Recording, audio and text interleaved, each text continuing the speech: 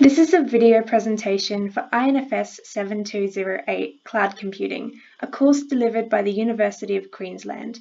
This video will describe the cloud deployment project designed by Sindre and Maigan. I'm Sindre. I'm currently enrolled in the Master of Information Technology at UQ, doing my second semester. I'm a beginner in programming and I've learned a lot about Linux, PHP and cloud architecture in this course. I'm Maigan, also studying a Master of IT and in my third semester. I have a moderate amount of design and programming experience, and for this project I've been further developing my SQL and also learning Scala for the first time. The motivation for this project comes from the high number of annual deaths that occur as a result of venomous bites across the globe. The developed application, BiteCheck, aims to provide a free reference tool. This app cannot provide additional emergency resources in rural areas, but it can keep people informed with information relevant to deadly species and snakes and spiders. The app is capable of informing users of when to be on guard, able to analyze which season has the highest number of deadly snake activity, and also provide descriptions of creatures and bites. Accurate treatments are also suggested, ideally minimizing the risk associated with poor wound care, such as using ice or sucking venom out, and instead promoting safe wound care, such as the immobilization bandaging technique. It also highlights some important things to consider even when being bitten by a non-venomous species, such as ensuring a victim's tetanus shot is up to date. Some changes have been made between the proposal outlined in Assignment 1 and this project design. The database, originally intended to be a Cassandra-hosted NoSQL database, is now being run as a relational MySQL database. This decision was made because of the strong relations between entities. There is a dependency between creatures and their bites, as well as the bite and the treatment, which makes sense to capture in a relational table. The MySQL database will also be run on a single node rather than a distributed cluster. The information for this app will instead be stored in a distributed file system, HDFS. This decision is justified by the increased management of throughput by HDFS and advantages of its significant scalability when compared to an RDBMS. The macro architecture for this project has been changed to reflect the previously mentioned adjustments to the design. The front end speaks to the Compute Engine API hosted on the Google Cloud Platform. This engine then uses the distributed computing framework Spark to contact both HDFS and the MySQL database. The file system and the relational database communicate through the Spark interface, and both can be accessed and manipulated from this framework. The architecture for Spark is very similar to how it was described in Assignment 1. The most significant difference, besides the change from Cassandra to MySQL, is the use of Yarn as our cluster manager. Initially proposed as Spark standalone, this has changed given the use of HDFS, as Hadoop Yarn is a compatible and easy tool to use in conjunction with this file system. This project implements a variety of technologies, a list of which is now on the screen. The core framework for our application relies on a Spark cluster environment. The code programmed in Jupyter talks to both the Hadoop distributed file system and a single MySQL node deployed within the master Spark node. Using these tunnels, we can read and write between HDFS and MySQL using Spark. The following figure demonstrates our ER diagram and relational model for the database. As described earlier, changes have been made to this schema to better reflect its relational nature. The database holds 4 entities: creatures, bites, treatments, and contacts. Primary keys are underlined within the relational table, and foreign keys are listed underneath the relations. Scala is the chosen programming language for generating our data frames from the HDFS. This is primarily because of its compatibility with the distributed computing Spark environment. I have on the screen now an example of a generated data frame. The bottom right shows our files hosted in the HDFS, which are then called through Spark into the programming environment for manipulation. The code reads the comma-delimited CSV document as a text file and then constructs a schema around the declared variable groupings.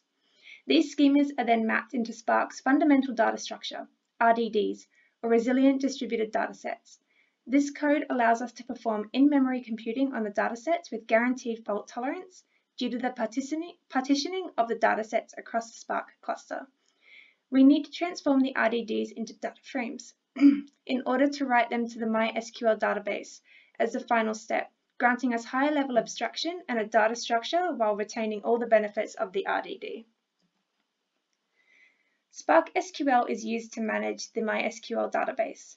The SQL statements work like they do for most SQL-based database systems.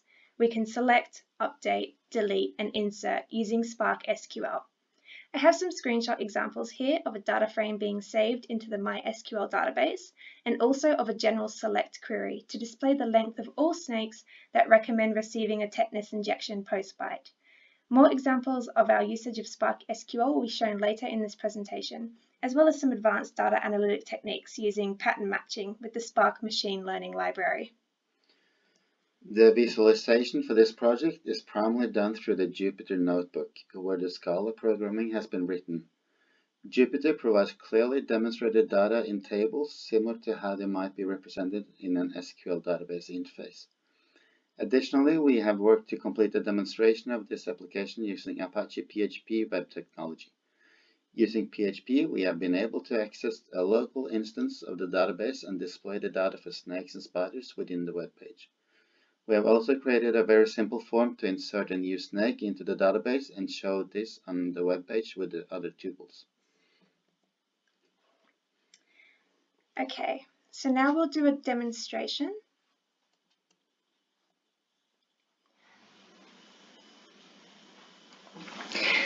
For the first part of this demonstration, I'd like to show some of the Spark SQL queries run in our Jupyter Notebook environment with Scala.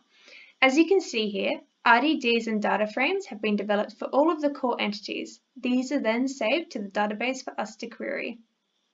So here's our creatures entity, our bites entity, our treatments entity, and our contacts entity, and they are saved to the database as data frames. Now the first two queries here simply call all of the snakes from the data set for creatures and then all of the spiders. Next, an update query to change the value in the column lethality from non-fatal to not deadly, and you can see here in the output that that value has indeed changed.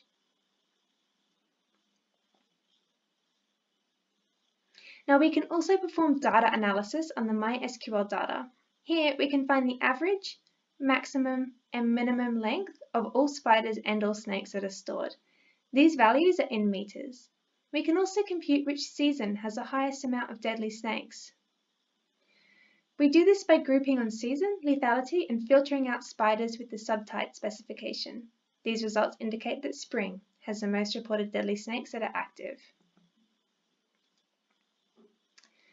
And finally, to demonstrate some advanced data analytic techniques, some pattern mining examples have been developed. We have one that predicts common snake color patterns and a second that looks at bite symptoms with the FP growth function, programmed to pattern match based on frequency. This function is here. By analyzing the frequency of symptoms that are seen together in the dataset, the FP growth library is able to provide predictions based on the data. Here, we see all snake bites in the dataset cause bleeding, represented by this frequency 5 here, while less cause headache and/or vomiting. By identifying these patterns, however, we can test the prediction by supposing someone is bleeding or has a headache and nausea down here. This identified pattern can then suggest a prediction that someone with these symptoms also has vomiting and a headache in the first case, and vomiting and bleeding in the second.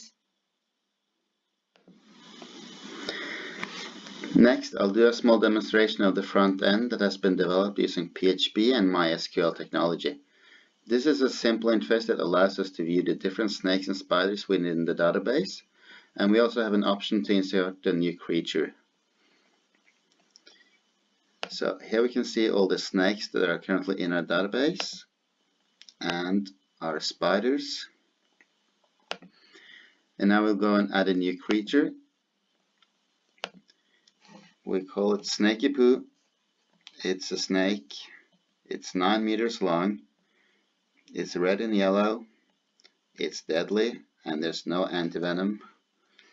It thrives at universities during summer. So, inserted successfully. Then we'll go back and look at our snakes database, and here we can see that Snaky Poo has been added. This concludes the presentation of our project. Thank you for watching.